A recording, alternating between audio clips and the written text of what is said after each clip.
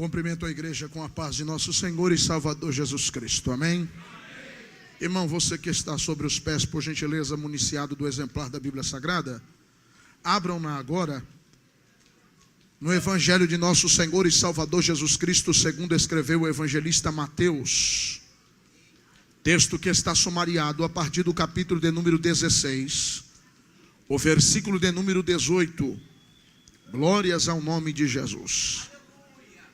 Evangelho de Jesus Cristo, segundo escreveu o evangelista Mateus, capítulo 16, o versículo de número 18. Vamos ler a partir do versículo de número 16. Quero externar minha gratidão de estar aqui com os irmãos, como já foi dito pelo nosso pastor Alain. Na outra oportunidade que eu não pude estar aqui, um problema familiar, mas Deus nos trouxe aqui nesta noite. Pastor Carlos, muito obrigado pelo seu carinho. Vaguinho, fico feliz em rever aqui nosso amigo. Deus abençoe sua família maravilhosa. Como já foi dito, minha esposa está ali. Nosso carinho pela Elaine, a Nívia, nosso carinho pelo seu esposo. Ele já fugiu dali, ele estava ali atrás, mas já correu para outro canto. Olha ele lá. Deus abençoe. Você que encontrou, por gentileza, diga: eu já encontrei. Diz-nos assim: e Simão Pedro respondendo disse: tu és o Cristo, filho de Deus, do Deus vivo? E Jesus respondendo-lhe, disse-lhe: bem-aventurado és tu, Simão Bar-Jonas, ou filho de Jonas, porque não foi carne nem sangue que te revelou, mas o meu Pai que está nos céus. Pois também eu te digo que tu és Pedro, e sobre esta pedra edificarei a minha igreja, e as portas do inferno não prevalecerão contra ela. Você pode repetir somente o versículo de número 18 comigo? Vamos lá, o tom de 3. 1, 2, 3. Pois também eu te digo, tu és Pedro, e sobre esta pedra edificarei a minha igreja, e as portas do inferno não prevalecerão contra ela. Sente-se dando glória a Deus. O texto em apreço aqui, queridos, é uma revelação do Senhor Jesus Cristo aos discípulos. Pela primeira vez, eles ouvem falar o segundo nome de Jesus, Cristo. Pela primeira vez é ouvido o nome Cristo entre os discípulos e entre todos daquela região. Até agora eles conhecem o Jesus, mas o Cristo, Filho de Deus, Salvador, Redentor, Remidor, eles ainda não conheciam. Aí Jesus faz um questionamento: quem os homens dizem que eu sou para vocês? Aí uns dizem que tu és o profeta, outros dizem que tu és Moisés, outros dizem que tu és Elias. Mas aí Jesus indaga-os dizendo: mas vocês dizem que eu sou quem? Eu quero saber, e o que me importa é o que eu sou para vocês. Aí Pedro sai do meio dos 12 discípulos e diz assim: para nós tu és o Cristo, Filho de Deus vivo. Cristo olha para Pedro e diz assim: olha, Pedro, pela primeira vez você teve uma revelação do Pai, e isto é verdade, mas eu te digo que sobre esta pedra, quando Cristo diz assim, tu és Pedro, na versão João Ferreira de Almeida, na realidade, no grego, Jesus está dizendo: tu é Petros. Tu é pequenas pedras, pequenos fragmentos de pedra. Tu é Petros, a pequena pedra tirada de uma pedra maior, de uma rocha. Pedro, você é uma pequena pedra, mas sobre esta revelação que você está me dando aí agora, não é sobre o Cristo físico, é sobre o Cristo verbo que ele está dizendo. Sobre esta revelação, sobre esta palavra, Pedro, que tu está me dizendo, eu edificarei a minha igreja, e as portas do inferno não vão poder prevalecer contra ela. Só que quando Cristo diz isso, as portas do inferno, Cristo não está falando que o inferno está atacando a igreja. Muito pelo contrário, Cristo está dizendo: a minha igreja vai avançar, e o inferno vai tentar fechar a porta para a minha igreja não continuar. Só que a minha igreja vai dar com os pés na porta do inferno, e ele vai ter que abrir para a gente tomar aquilo que é nosso. Isso é que é interessante no texto. Não é o inferno que está atacando a igreja aqui. Cristo está dizendo, o inferno está tentando se defender. Por isso eu vim nessa noite profetizar para essa igreja. O inferno está bramindo, mas ele só está querendo te enganar. Porque é eu e você que vai atacar ele. Sou eu e você que vai atacar o inferno.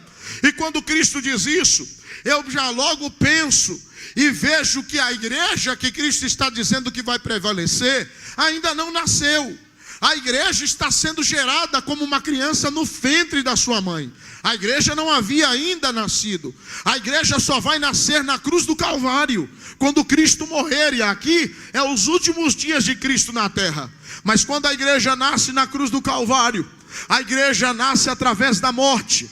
Assim como de Adão foi tirado de dentro dele para fora Eva, assim a igreja foi tirada de dentro de Jesus para fora. Por isso o nome é eclesia. Eclesia na sua tradução, tirados de dentro para fora. A igreja foi tirada de dentro de Jesus para fora. E quando a igreja nasce através da morte, eu imagino Satanás olhando e dizendo assim, aquela promessa que as minhas portas não vão prevalecer, deve ser uma mentira. Porque quem vai continuar essa obra? Será esse Pedro que seguiu Jesus de longe? Será esse Mateus que nem se apresentou na crucificação? Será esse Tiago que ficou à distância observando seu amigo Jesus morrer? Será que é o João que deitava nos ombros enquanto ele estava vivo, mas agora na crucificação estava trancado dentro de casa? Esses 12 homens que Jesus escolheu não têm condições de continuar esta obra. Não são esses que vão permanecer e dar penduração a este ministério. Não, essa igreja já nasce derrotada. Só que Satanás se enganou numa coisa: ao olhar para o corpo físico e o sentimento da alma dos discípulos, não era aquilo que Cristo já havia verbalizado para eles. Cristo tinha lançado uma promessa sobre a igreja que nasce através da morte do Calvário. Que promessa foi essa, pastor? Ele disse, e eu vos darei poder para pisar serpentes e escorpiões, colocarão a mão sobre os enfermos e eles serão curados, se beber alguma coisa mortífera não vos fará dano algum. Ei, a igreja nasceu na morte do Calvário, mas ela é inaugurada com vida, debaixo de poder e autoridade em Atos dos Apóstolos capítulo 2. É para essa igreja que eu vim pregar hoje. Não é a igreja que nasceu no Calvário. Eu vim pregar para a igreja que foi inaugurada, falando em línguas estranhas, colocando a mão nos enfermos e eles sendo curados. Não, deixa eu ver. Quem acredita no que eu estou pregando, levanta a mão direita aí, levanta a esquerda para confirmar. Faz aquele barulho que o diabo não gosta. A igreja nasce em Atos dos Apóstolos capítulo 2, debaixo de Pentecoste. E quando isso acontece, é a primeira vez que o diabo recua. Ele dá um passo para trás. A promessa de Jesus que as portas não vão prevalecer já começa a se cumprir agora. Opa! Eu pensei que essa igreja que nasceu no Calvário na morte era derrotada, mas agora eles estão cheios de autoridade. O Pai mandou uma coisa que está acima de mim. Aí o Pedro, que negou Jesus por 3 vezes, se levanta no meio de praça pública, pega um sermão dotado de doutrina de Cristo, carregada de unção do Espírito. E a história da igreja diz em Atos dos Apóstolos que quase 3.000 pessoas se rendem ao Evangelho. Essa igreja não é aquela que eu conheci no Calvário. É diferente. A igreja começa a crescer de forma espirituosa. A igreja cresce de forma poderosa. Cresce tanto que em Atos dos Apóstolos capítulo 6 versículo 3, Pedro se levanta em meio aos 12 discípulos, os 11 apóstolos de Jesus, e diz assim: vamos escolher dentre nós 7 varões de boa reputação, cheios do Espírito Santo e de sabedoria, a qual constituamos sobre o importante importante negócio. Que negócio era esse? A igreja cresceu tanto, era tantas pessoas se rendendo a Cristo, porque a segunda pregação de Pedro rendeu mais 4.000 pessoas. Não é uma igreja pequena agora, é uma igreja que tem quase 7.000 membros em Jerusalém. É uma igreja que não para de crescer. Aí Pedro diz: vamos constituir diáconos. Dentre esses 7 homens escolhidos, vem um meio franzino, vem um homem chamado Estevão. É um diácono que cuida de órfãos e de viúva. E no tempo que ele não está cuidando de órfão e de viúva, o que Estevão faz? Estevão vai para a praça pública pregar com ousadia. É um diácono cheio do Espírito Santo, refuta os ensinamentos dos fariseus e dos escribas. Aí os fariseus se reúnem e diz: da onde vem toda essa autoridade que esse homem não para de pregar?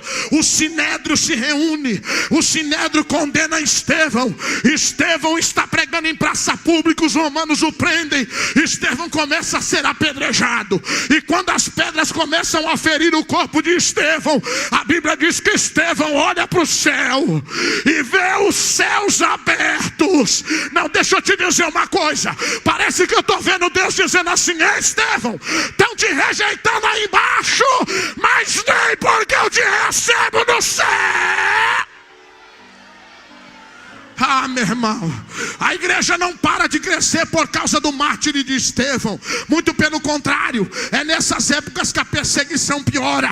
Se levanta um homem chamado Saulo de Tarsus, um dos grandes doutrinadores. Este homem foi o que pisou na capa de Estevão, para ele não conseguir fugir das pedradas. Diz a história que nesse tempo é que Deus arrebata Filipe para o deserto. Filipe começa a andar do lado de uma carruagem. Um eunuco vai lendo o pergaminho do profeta Isaías, e Filipe pergunta: entende tu o que lês? Ele diz: como poder entender se não há quem me explique? A carruagem para, Filipe prega para o eunuco, o coração dele arde, porque o evangelho para os que perecem é loucura, mas para mim e para você que é salvo, é poder de Deus, é poder de Deus. Quando isso acontece, o homem olha para Filipe e diz: o que farei para ser salvo? Crê no Senhor Jesus Cristo e ser batizado, e tu e a tua casa vai ser salvo. Mas como vou me batizar? Filipe olha para um lado, olha para o outro. Quando olha para o outro lado, já tem um rio preparado para batizar o homem. Como que pode isso? E aí eu cito Filipenses capítulo 1: aquele que começou a boa obra aperfeiçoá-la até o dia de Cristo Jesus. Não, deixa eu te dizer para melhorar. Ei, quem começou essa obra não foi homem. Quem começou essa obra não foi homem, foi Deus. E o Deus que começou isso aqui. Levanta a tua mão aí, meu filho. Levanta a tua mão aí que eu vou profetizar. O Deus que começou essa obra não vai deixar ela terminar antes que Ele aperfeiçoe até o dia do arrebatamento. Não vai. Queridos, nesses tempos ainda, a igreja não para de crescer. A perseguição é tanta, que Pedro e Tiago saem para a rua para pregar. Pedro é preso, Tiago é levado pelos romanos. Tiago é o apóstolo maior, não é o Tiago que aparece como diácono em Atos. É o Tiago, o apóstolo discípulo de Jesus. Tiago é preso, Pedro está no cárcere.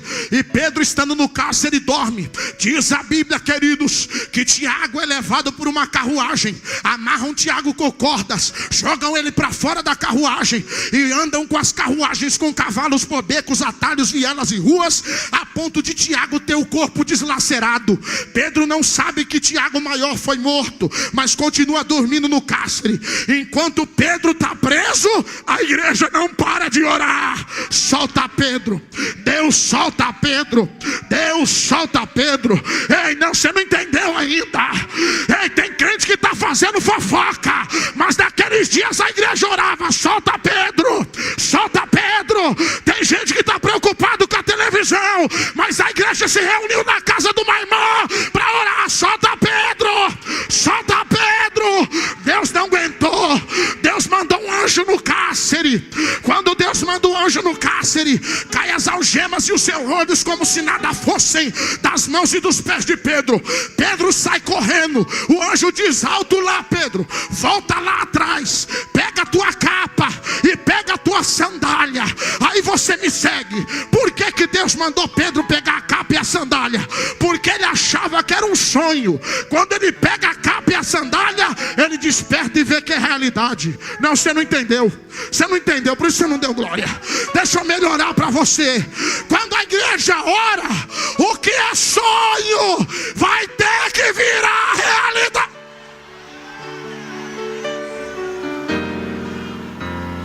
Segura que eu vim aqui para pregar. Já que me deram oportunidade, segura que eu vou pregar. Ei, quando Pedro vai pegar a capa e a sandália, sabe o que isso quer dizer? Ei, Pedro, tudo que o diabo te tomou, eu vou devolver item por item. Nada vai ficar na mão do diabo. Terceira coisa que isso quer dizer: a capa fala de vergonha, a sandália fala de liberdade. Pedro, eu te devolvo na sandália a liberdade, e eu tiro dos teus ombros toda vergonha.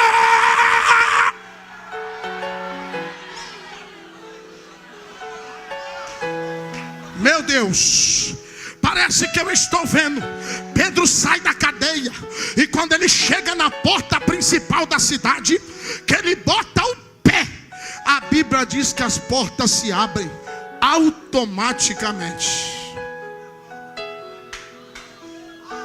Não, vou melhorar para você. Você acha que porta automática é de hoje? É desde os tempos de Pedro, meu filho. Ei, é que nem aeroporto. Tu bota o pé, ela tem que abrir, não pode ficar fechada. Não, você não entendeu. Enquanto a igreja estava calada, as portas estavam fechadas. Enquanto a igreja estava calada, as portas precisavam de homens para abrir. Essas portas precisam de 10 a 20 homens para abri-las. Mas só foi a igreja orar, ela se abriu automaticamente. Não, você não entendeu. Quando a igreja começa a orar, não tem porta que esteja fechada que não vai se abrir. Tem porta aberta para você hoje. Tem porta aberta. Tem porta aberta. Tem porta aberta. Tem porta aberta. Deixa eu lhe dizer mais. Olhe, a história diz que nesse tempo tem um homem chamado Saulo de Tarso que percorre pelo Damasco, procurando ocasião contra os cristãos para matá-los. Esse homem vai pela rua direita.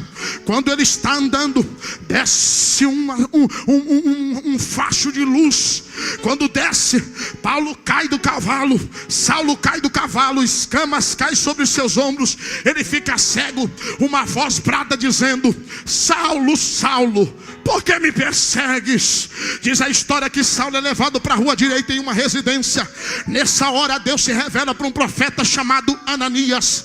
Ei, Ananias, levanta-te, bota-te de pé e vá a Damasco na rua direita, porque lá tem um homem que atende pelo nome de Saulo de Tarsos.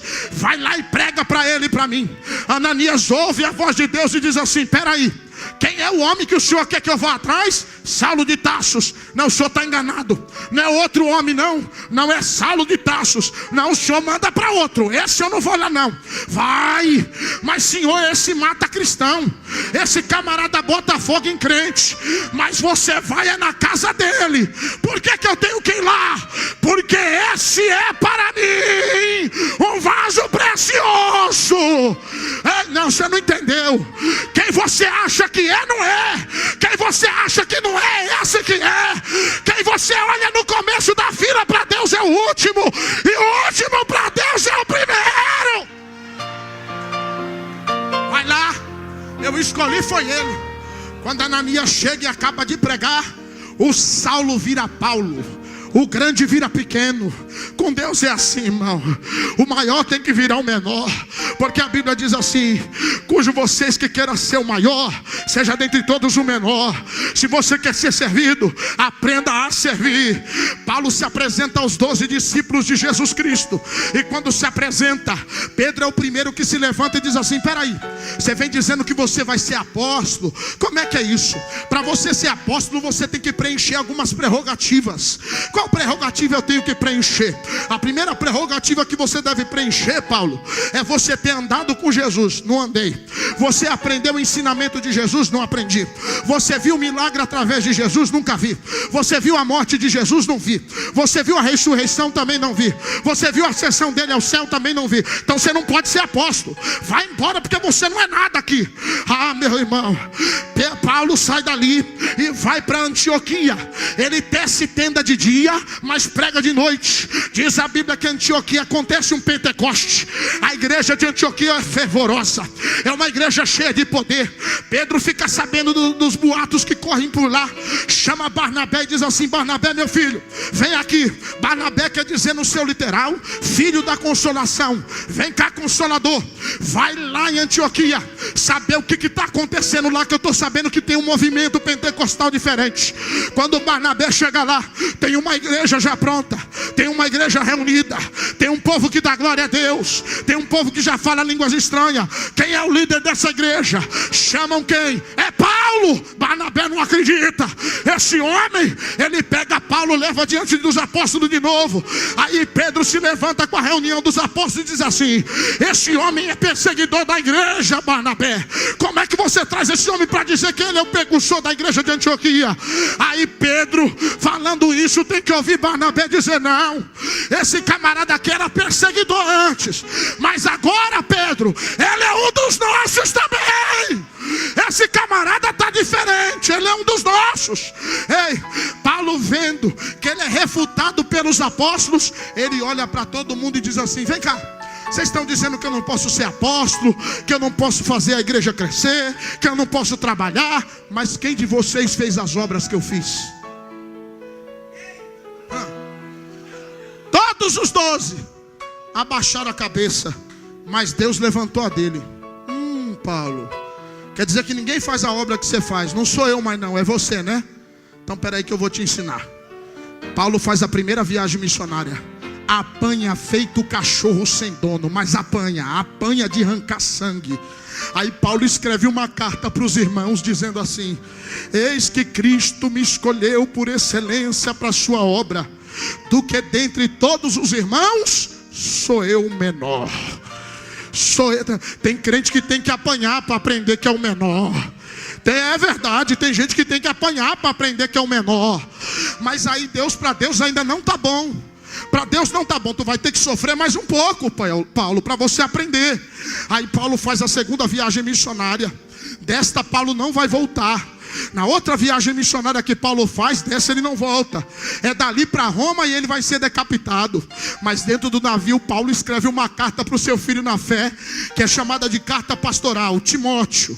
Ele escreve assim: ô Timóteo, meu filho, Jesus morreu no cruz do Calvário, para que através do seu sangue salvasse e livrasse todos os pecadores da perdição, dos quais eu sou o principal.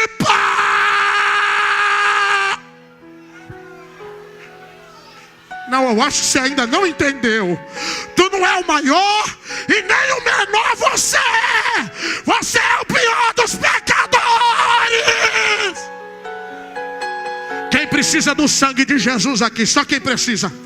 Só quem precisa. Olha para isso, paizinho, olha para isso, olha para essa igreja. Eu estou tomado de Deus aqui. Meu paizinho hoje veio dar uma olhada para vocês, porque tem sangue do Calvário.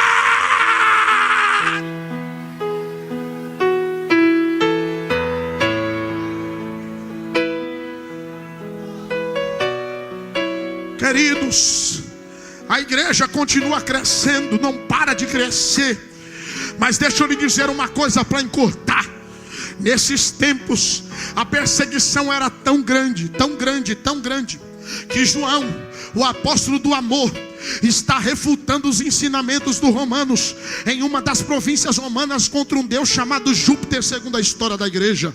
O povo era obrigado a pagar tributos, era obrigado a pagar barganhas para ficar vivo para esse deus Júpiter. João chega na cidade falando que é tudo mentira, isso é tudo engano, só Jesus Cristo salva. Aí os romanos mandam prender João. Quando prendem João, pegam João e dizem assim: João, se tu negar teu Deus, a gente te solta. Porque João era muito querido pelos governadores da época, mas não soltaram João. Pegaram João, amarraram numa corrente, jogaram o corpo de João com a corrente sobre um galho, ele fica pendurado.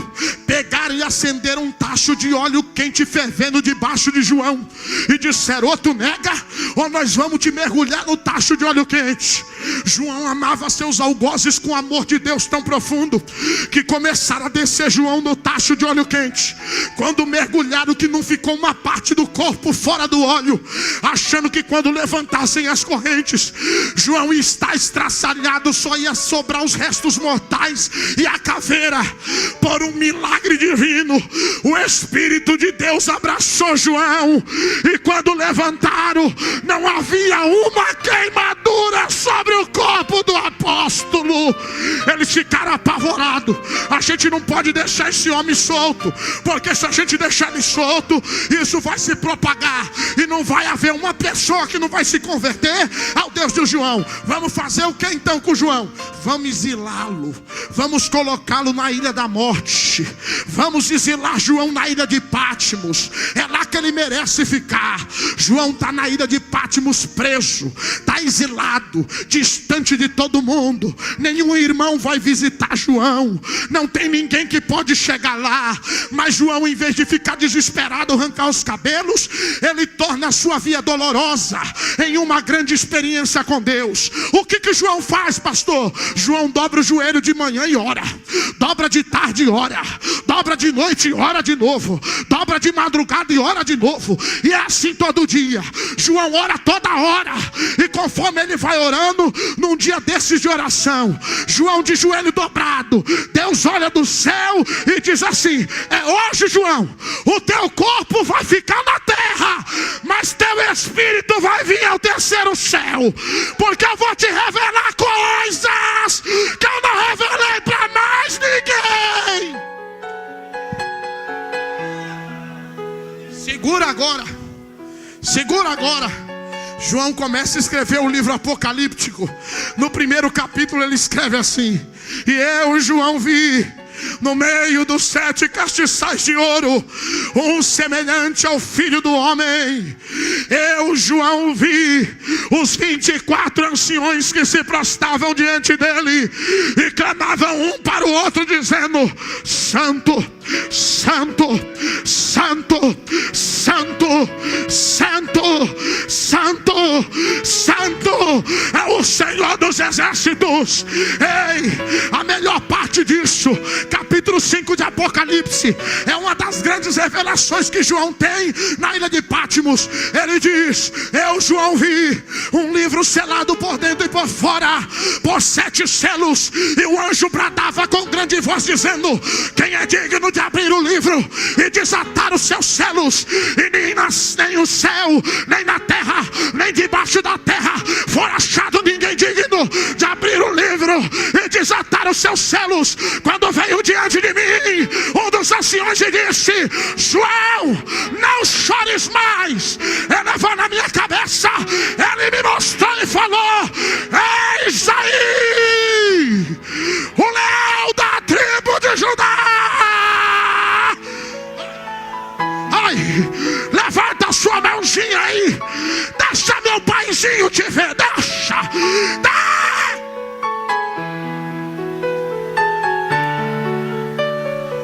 Eu vou dar 1 minuto para você adorar, 1 minuto só, 1 minuto para você sentir o que eu estou sentindo. Vai ser agora, vai ser agora, vai ser agora. Pega, pega, pega, pega, pega, pega, pega, pega, pega, pega, pega.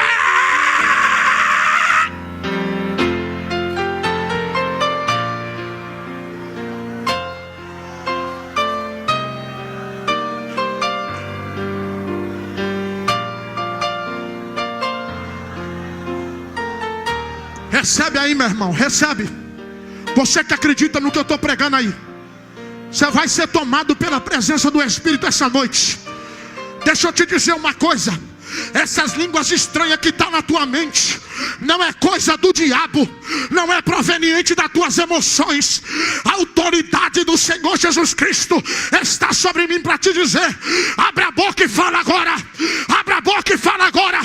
Isso não vem de vós, é dom de Deus, é dom de Deus.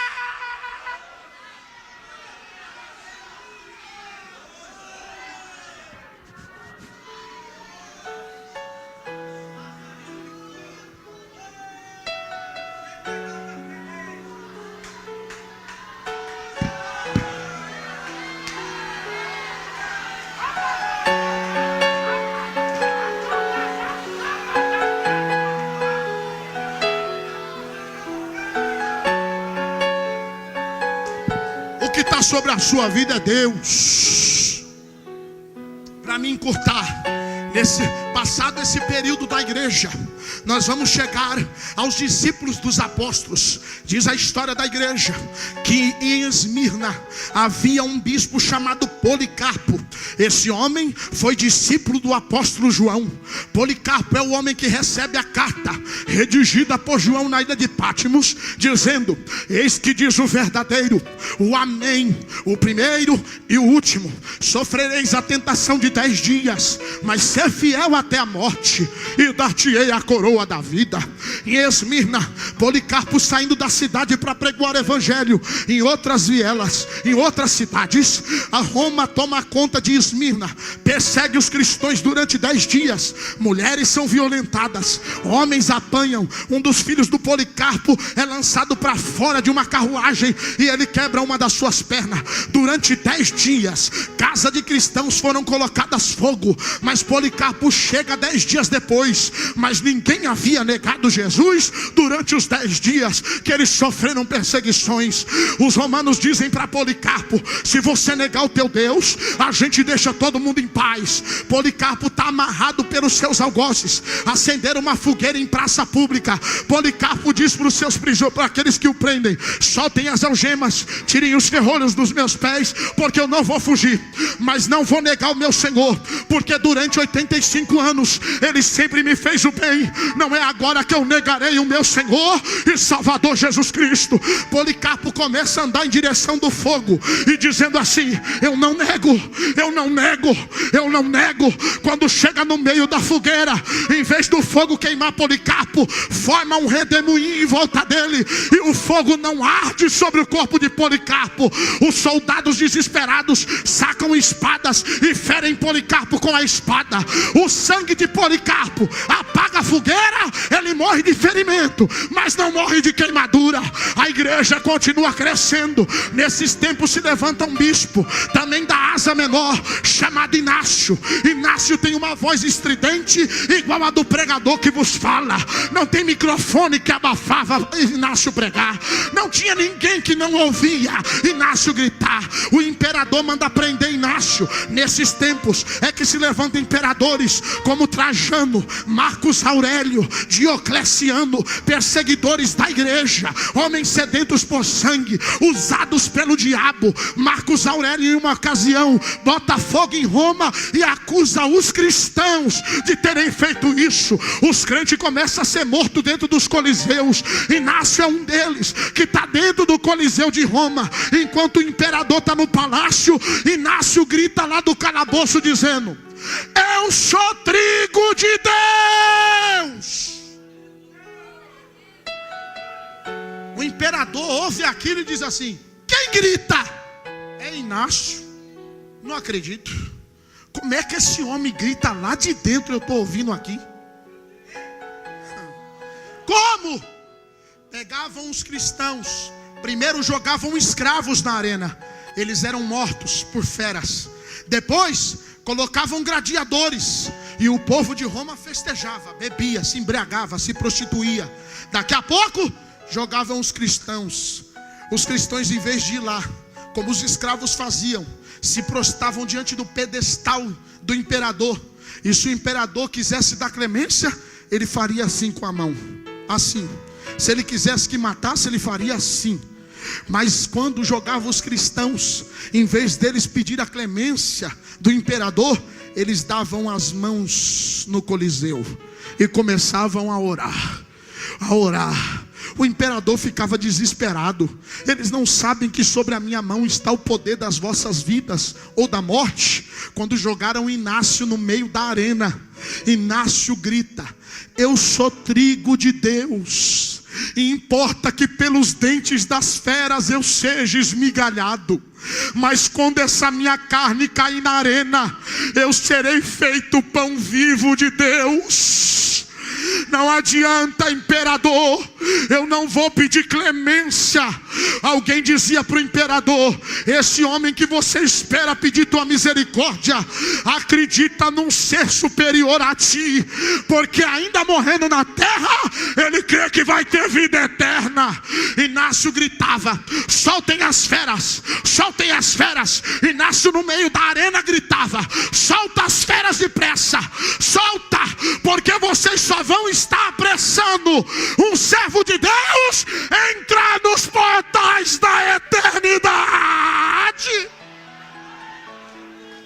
Irmãos, nesses tempos a igreja foi tão perseguida que se levanta um filósofo romano escrevendo uma filosofia que se canta até o dia de hoje. Ele escreveu que o sangue dos cristãos na arena era como semente, porque matavam um, nasciam 10, matavam 10, nasciam 100, matavam 100, nasciam 1000. Quanto mais persegue a igreja é igual bolo de padaria, ela vai crescendo mais, crescendo mais, crescendo mais. Nunca se ouve na história da igreja uma unidade como está sendo vista agora. Ei, enquanto o nosso pastor está lá, você já viu quanto cantor veio aqui, quanto pregador veio aqui que nunca pisou os pés aqui?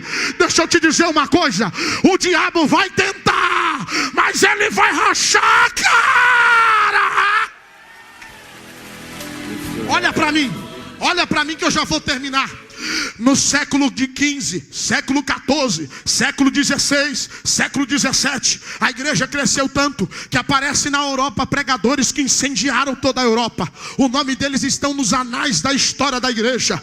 Um desses nomes é John Wesley, João Hus, Savonarola, está Martinho Lutero. Esses homens enfrentaram a igreja católica apostólica romana pela perseguição do Papa. Ei, diz a história que Savonarola pregava com tanta ousadia que o povo largava as revistas carnavalescas e as máscaras na praça pública. Enquanto ele ia pregando, o povo ia saindo do carnaval da Europa, saindo dos prostíbulos e botando fogo na prostituição. E eles davam volta em volta da fogueira e começavam a adorar a Deus a noite toda. Sabe por que você não consegue dar glória? Porque você não jogou o pecado na fogueira. Quando você joga o pecado na fogueira, não tem como não adorar, meu filho. Ei, mandaram prender Savonarola. Diz a história que John Wesley era um pregador de tal excelência que ele, enquanto estava lendo a Bíblia, o povo já ia se convertendo. A história diz que há um museu na Europa, se você nunca foi, vale a pena ir lá, que lá na sala, ou melhor, no quarto de John Wesley, tem as marcas do seu joelho, de tanto que ele orava. Foi ali que Billy Graham, ainda menino, dobrou o joelho ali e orou a Deus. Na sua biografia ele diz dizendo: Deus, me dá mensagens como tu deu a John Wesley. Foi o maior evangelista que o mundo já viu. Não, você não entendeu. A gente não precisa mais de pregador. Aqui a gente não está precisando mais de levita. O que a gente precisa, pastor? É de profeta que ore a Deus e tire mensagens dos... É assim. Apareceu nesses tempos um homem chamado João Hus. Era conhecido como o ganso de Deus. Pregava com tanta ousadia que o Papa mandou prender. João Hus diz: eu não nego, eu vou continuar refutando os seus ensinamentos. O Papa manda queimar com os seus inquisidores, manda queimar João Hus em praça pública. Enquanto João Hus está preso numa estaca e o fogo está pegando de baixo para cima, João Hus libera uma profecia pelo Espírito de Deus. Ele diz assim: eis que hoje o Papa consegue me queimar. Hoje o Papa queima o ganso de Deus, mas daqui a 100 anos Deus suscitará para ele um cisne, e esse o papado não conseguirá queimar. Ele só errou 1 ano na profecia. 99 anos depois se levanta um homem na cidade de Wittenberg. Qual é o nome dele, pastor? Se chama Martinho Lutero. Ele escreve 95 teses na porta da igreja contra os ensinamentos do Papa. Ele ensina o quê? Ei, você não precisa pagar indulgência para o Papa. O céu não é comprado por dinheiro. Ninguém precisa pagar pedaço no céu, não. É mentira da igreja católica. O que a gente precisa fazer?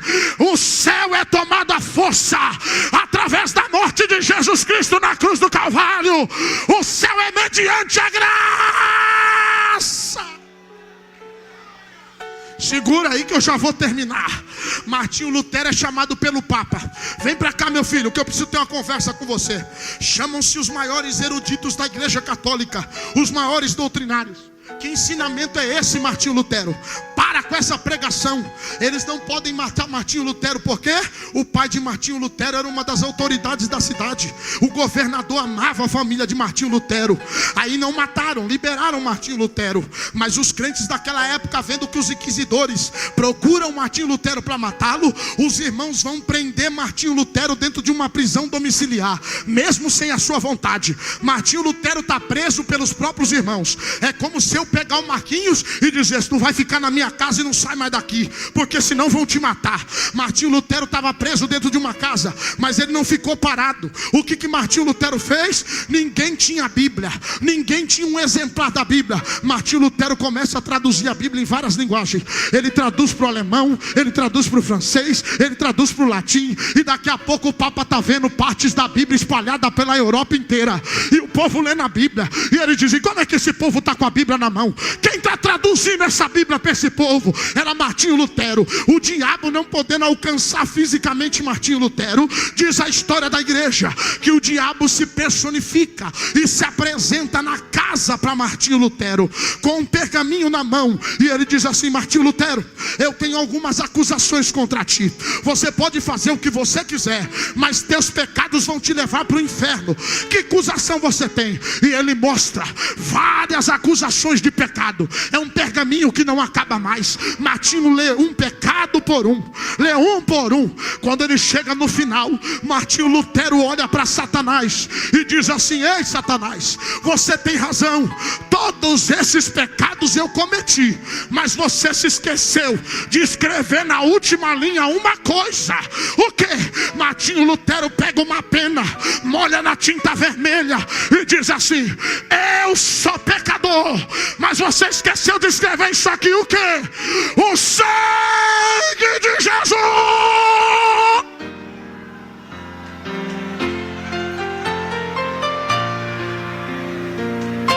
me purifica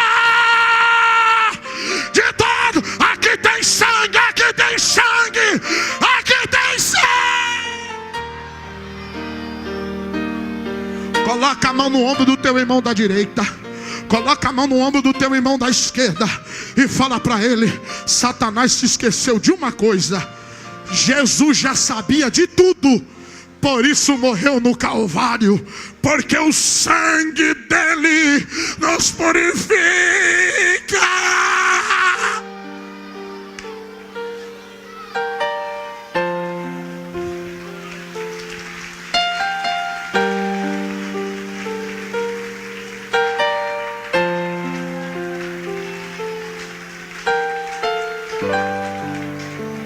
Me dá 2 minutos. 2 minutos. Martinho Lutero sai da prisão domiciliar. Ele quer continuar a pregar, mas dessa vez ele vai sair para a morte. Os irmãos gritam: Martinho Lutero não sai. Os inquisidores da igreja vão te matar, vão te prender. Dessa vez tu não escapa. Martinho Lutero mesmo assim sai. O Papa manda chamar. O nome dele é Leão X. Está nos anais da história. Ei, Leão X manda chamar Martinho Lutero Martinho Lutero entra dentro de uma carruagem, puxada por alguns cavalos alados. Ele vai até Roma. Os irmãos vão atrás da carruagem gritando: não vai, Martinho Lutero, dessa vez tu não escapa da morte. Martinho Lutero olha para fora da janela e diz para os irmãos: se a causa é de Deus, ela será sustentada. Se a causa é de Deus, ela será sustentada. Ei, parece que eu estou vendo Martinho Lutero com o coração batendo. Ali dentro do âmago da sua alma, um poder extraordinário que gira dentro daquele corpo. Martinho Lutero, quando vê os pináculos da cidade, onde ele vê o castelo onde Leão X o aguarda, quando ele vê a ponta dos castelos da cidade de Roma, ele grita para o cocheiro: parem os cavalos agora! Os cavalos são puxados, os arreios param. Martinho Lutero parece que toma uma decisão insana. Ele olha para os pináculos de Roma e sobe em cima da carruagem. Ele faz o que, pastor, em cima da carruagem? Ele canta o hino da reforma. Você não conhece a história, por isso você não deu glória ainda. Ei, Martinho Lutero está encarando a morte. E o que ele diz para a morte? Ele diz isso aqui: castelo forte é o nosso Deus, espada e bom escudo, com seu poder defende os céus, em todo transe agudo, com sua pertinaz persegue Satanás. Não é o diabo que vai nos perseguir, é a igreja que vai perseguir o diabo. Para mim terminar, quando Jesus disse assim: e eu vos darei poder para pisar serpentes e escorpiões, ele não está falando de meros animais mortais que a terra deu fruto. Não, aqui é uma linguagem de metáfora, Vaguinho. O que ele está dizendo? Ei, o príncipe das trevas ninguém pode pisar, mas a igreja, em potestades e principados, a igreja pode pisar. Não, você não entendeu. Você não entendeu? Essa potestade que tomou conta do estado do Rio de Janeiro, esse principado que tomou conta de São João de Meriti, Deus levantou essa igreja chamada Assembleia de Deus dos últimos dias. Para quê? Para entrar no terreno do inimigo e pisar na cabeça dele. Levanta a mão, levanta a mão, levanta a mão. Levanta a sua mão aí. Eu vou contar até 3. Ai, meu pai, estou sentindo aqui uma apoteose da glória de Deus. Vou passar para o pastor Alain. Eu estou sentindo que hoje tu vai sair daqui e vai entrar na tua casa com poder e autoridade. Eu estou sentindo que hoje tu vai sair daqui pisando nas nuvens. Eu estou sentindo que hoje você vai sair daqui com a certeza que esse capeta que determinou teu casamento acaba, tua vida acaba. Tu vai chegar hoje lá e vai dizer: acabou não, é agora que começou a minha história. É agora. Igreja militar